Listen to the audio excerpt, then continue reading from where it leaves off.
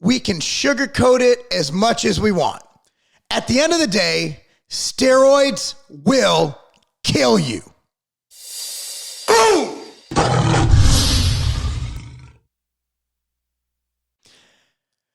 Boom! What's going on, everyone? Marc Lobliner, tigerfitness.com. Let's talk.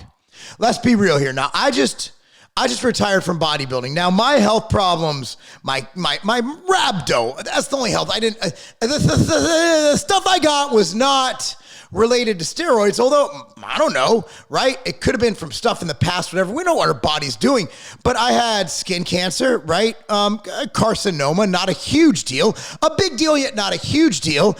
And then I had rhabdo. And the rhabdo, as I've explained, I was going through a lot of stuff for business. We were selling one of our companies, due diligence for 6 months, just crazy stuff, and coaching and everything. And I was too much. But, we always beat around the bush, right? Flex Wheeler, his kidneys failed because genetics. Boston Lloyd, Dave Palumbo did a video. He died because of genetics. Cali Muscle, he had 3 heart attacks because of the protein powder. The protein powder was bad for him. That's not what's causing it. Could, I don't know, maybe he has some slight genetic alteration how his body handles protein. Maybe Boston Lloyd did have a congenital issue that caused kidney failure. Maybe Flex Wheeler as well had a genetic issue that caused kidney failure. But let me talk about how steroids kill you. Steroids, it's not like getting shot with a shotgun in the head. Okay? Now, if you mess up and overdose on insulin, you go hypoglycemic and you die. You die pretty quick. If you mess up and overdose on DNP is a fat loss drug that basically uncouples mitochondria, blah, blah, blah, blah, blah. Long story short, you burn from the inside and you die. If you mess up and you overdose on anabolic steroids, well, you could take a gram of testosterone right now and nothing really happens. You might get an abscess from all the testosterone and oil you just inject in your body, but you're not going to die immediately. So while diuretics, fat burners, insulin kill you on sight, steroids don't. So what does that mean? Does it mean we just take more and more steroids? No. Does that mean we take more and more oral steroids? No. Let me explain what steroids do. They stress your body and they cause other things to be not optimal, so that your body is stressed and you're more prone to die from something that might have killed you anyway. Like, for example, being honest, you look at the issues of heart attacks and heart disease among older black males. You have an average age of death of 62 years. But we had Shawn Rhoden and Cedric die in their 40s. Okay? So would they have lived to 60 without steroids? I don't know. So we might die prematurely, right? I might get hit by a damn bus. I swerved out of the road today to avoid hitting what I thought was an animal, ended up being a tree branch, and I popped my tire. I had to get my tire changed, right? I could have literally not noticed there was a car to my left, swerved to the left, taken them out, got out of control, hit a fucking tree, and died. Death it's gonna fucking happen. We're all gonna die. I'm gonna die, you're gonna die. Nancy Pelosi, Joe Biden, they're never gonna die because I think they're fucking immortal. They're 190 years old right now. Shit, Dianne Feinstein's been old since I was a baby. Bitch is 190 years old. But the best case scenario is steroids are just gonna cause you to die early. So you might not die because of steroids, but it is. I know I'm gonna die earlier than I should have because and I'm cool with that.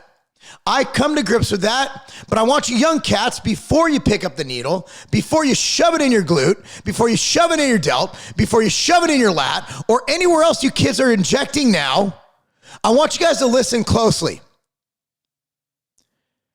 You're playing Russian roulette, but it's long-term Russian roulette. You have a chamber of 100. You have 100, let's say you have a friggin' magazine of 100 in a revolver that's somehow the biggest revolver ever made. Click, click. So your chances of dying are very low, but over time, That bullet's going to come out and it's going to fucking kill you. So here's the problem. If you're competing, you're probably going to take diuretics. You might take insulin. Diuretics are hard on your kidney. Being lean and dropping water in and of itself without diuretics is hard on your kidneys. Think about it. Shawn, John, Cedric, George, they died of heart attacks. So here's the deal. Why do steroids do this? Well, number one, there's a few reasons. This isn't in order. Causes hypotoxicity of the liver, hepatotoxicity of the liver, meaning your liver is strained, it's toxic. High cholesterol and unhealthy lipid levels that can lead to heart issues. Fertility issues, you young cats, you 18-year-olds, taking steroids, you might never be able to have kids. You're at a delicate stage where your body might not start producing again. You females thinking of taking steroids, not only will your clit become a little dick, but you might not be able to have kids. High blood pressure, strain on your heart, high heart rate. What does that mean? Strain on your heart. Think about it this way. The body's organs are like transmissions on cars, right? You might have a Toyota Corolla that lasts 300,000 miles. That's pretty rare, right? Okay, there might be one that you have that goes 200,000 miles. But what if you drive like an asshole? What if you rev the engine at every red light? That transmission, right, might only last, or you grind the gears, you have a stick shift, might only last like 60,000 miles. So the heart can only take so much. High blood pressure means more beats means more work, and that transmission will break down faster. So at the end of the day, man, those are things to consider. So what do you do if you've taken steroids? What do you do if you're on steroids? You want to keep taking steroids, you want to mitigate some of the damages. I've put together 6 points of things that might help you mitigate some damage. Number one is lose weight. If you're 230 pounds, whether muscle or fat, that's a lot of body for your heart to pump blood to. Lose weight. Drop to healthy 200 pounds. Drop to 180. Another thing, again, this is me. I sell supplements. I believe in them. Take Ambrosia Nectar, which is organ support, and take MTS Nutrition Ox Bile, which is a bile salt, which is very healthy for your liver. And for your digestion, helps your body metabolize fats. Cardio. I'm not going to tell you to get on the treadmill and do 100,000 steps, 100,000 miles. I'm going to tell you to do 10,000 steps a day. Everybody uses a phone. Everybody has one of these stupid watches. It counts your steps. Hydrate, okay, for your kidneys and stuff, make sure you stay hydrated. The old bro adage of a gallon a day is fine, or just drink when you're thirsty, right? Make sure you get electrolytes. I put MTS Nutrition Naturalite in my water. You could put a little bit of sea salt in your water. Just make sure to salt your food more. Make sure you get adequate hydration and electrolytes. Another one is an injectable carnitine. So, it has literally changed my life. I love it. So I take, it's called From Durell Strength. This is great stuff. Again, talk to your doctor. You get it prescribed, okay? You get carnitine prescribed as well.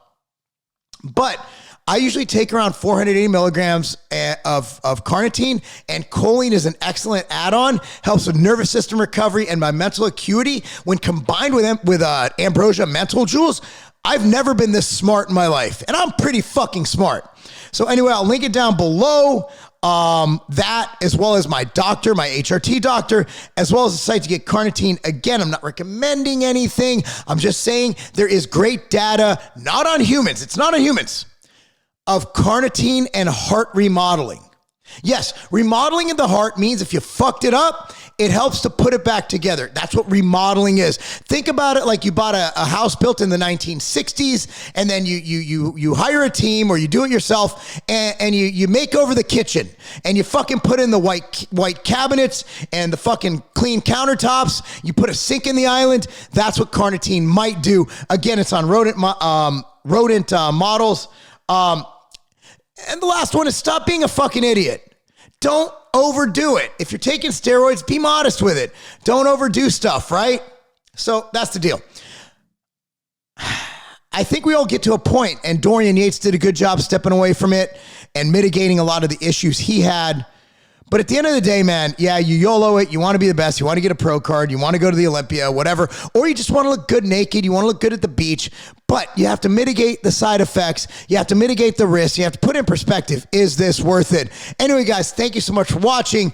Appreciate everything. Be sure to like this video, subscribe to this channel, click on the notification bell, and remember, boom, boom, boom, boom, boom, that's not a game.